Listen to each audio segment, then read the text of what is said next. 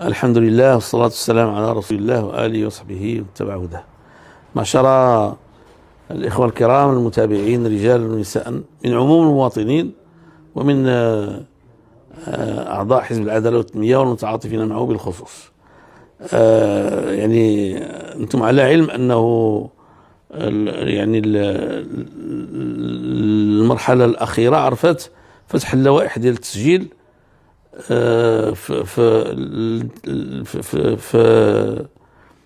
اش كتسموا في اللوائح الانتخابيه. ولكن هذه المرحله هذه اللي فات بطبيعه الحال المواطنين كانوا مشغولين مع هذا الكاس ديال الكان الى اخره. بطبيعه الحال كنتاسفوا لاننا ما حصلنا شيء على الكاس، ولكن الحمد لله المغرب له من المجد ومن يعني الثناء ما يكفي كونه احسن التنظيم واحسن امتنان الله. وعلى كل حال اخواننا السنغاليين يعني اخوان اعزاء كيف ما كان الحال. بطبيعه الحال البعض منهم تصرفوا بطريقه يعني غير لائقه، ولكن هذا ليس مبررا لا لكي نغير موقفنا منهم كاشخاص ومن السنغال، ولا لكي نغير موقفنا من اخواننا الافارقه الموجودين معنا في بلدنا. كل واحد منهم عنده قصة، والمغاربة يتعاملون معهم بتوجيه من جلالة الملك وانسجاما مع منطقهم ومع يعني كرمهم ومع يعني إنسانيتهم، يتعاملون معهم بطريقة معينة. لا يمكن أن نعتبر أن تكون هذه فرصة لكي نغير طريقتنا. المغاربة ما غيتغيروش نتيو الله ونطلب الله سبحانه وتعالى يخلي لنا سيدنا، والحمد لله هذا الشيء على كل حال في العموم لقد مر بسلام. يعني الآن كنبهكم أن وزارة الداخلية فتحت تسجيل مرة أخرى في اللوائح الانتخابية من هذه واحد بضعة أيام، من 18 ظهر ليا إلى 24 يناير، بمعنى أن 18 داز اللي كان فيه يعني المقابلات، و19 داز فهمتيني لا. دابا بقات من 20 حتى ل 24، بمعنى بقى هذا الشيء اللي بقى في هذا النهار ديال نهار الثلاث، وبقى الاربع، وبقى الخميس، وبقى الجمعه، وبقى السبت، ياك هكذا. دونك هاد 5 ايام هذه هي اللي بقات عند الناس اللي ما مسجلينش في اللوائح الانتخابيه باش يمشيو يتسجلوا. علاش الناس اللي ما مسجلينش في اللوائح الانتخابيه خصهم يمشيو يتسجلوا؟ خصهم، واجب عليهم. اولا هذا واجب وطني.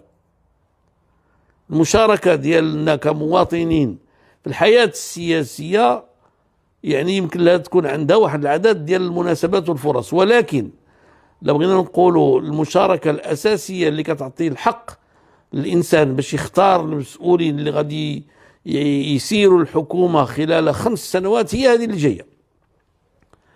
وربما كان من الناس كيعولوا على أنه غتفتح شي مرحلة أخرى. إلى حد الآن باقي ما صدرش قانون بهذا الشيء هذا، وانا في الحقيقه ادعو وزير الداخليه ورئيس الحكومه الى انهم يصدروا قانون باش يفتحوا هذيك المرحله الاستثنائيه للتسجيل قبل الانتخابات. ولكن ما يمكنناش نعولوا على هذا الشيء. كتعرفوا بان المفسدين ديال الانتخابات دائما كيفكروا كيفاش يديروا باش يكون اقل عدد باش يقدروا يتحكموا فيه مختلف الوسائل، ومنها المال ومنها الى اخره والى اخره.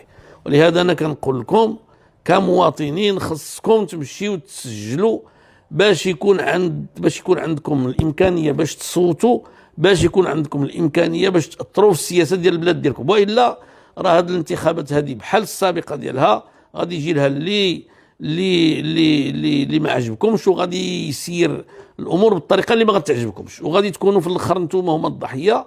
ولكن ديك الساعات غتبغيو يعني تعدلوا الموقف، ما غتلقاوش كيفاش ديروا تعدلوا الموقف الا كان عبر شي طرق اللي غادي تكون مكلفه بالنسبه للوطن. وحنا هذا الشيء ما بغيناش بطبيعه الحل البلاد ديالنا. ولهذا فانني ادعو المواطنين واحدا اللي بلغوا 18 سنه او غيبلغوها من هنا ل 31 مارس، ياك السي عبد العزيز، وما مسجلينش في اللوائح الانتخابيه يمشيو يتسجلوا. ارجوكم وادعوكم الى ذلك بكل يعني افيك انسيستونس، يعني بكل اصرار، فهمتي ولا لا؟ بكل اصرار. وخصوا اعضاء العداله والتنميه والمتعاطفين معهم ماشي باش تسجلوا، خصهم يكونوا مسجلين، ولكن باش يبذلوا واحد المجهود في هاد 4 ايام ولا 5 ايام، 4 ايام ولا 5 ايام باقيه. الثلاث تقول الثلاث مشى، الاربع والخميس والجمعه والسبت والحد، دونك باقيه 5 ايام. فهاد 5 ايام هذه يعني الشباب بالخصوص اللي غادي يوصلوا 18 عام من هنا ل 31 او قبل، والاعضاء ديالنا والمتعاطفين معنا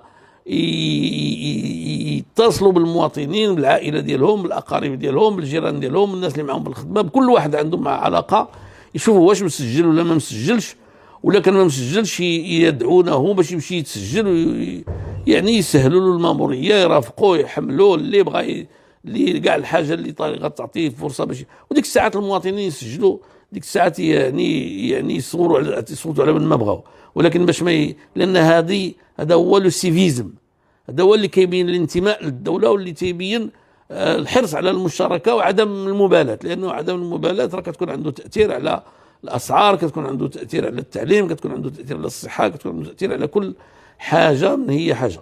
فاذا يعني الناس اللي كيقولوا يعني حنا بغينا شي حزب بحال العداله والتنميه ولا، راه غير كيهضروا، حتى ما مسجلينش، راه هما il n'existe pas، يعني غير موجودين.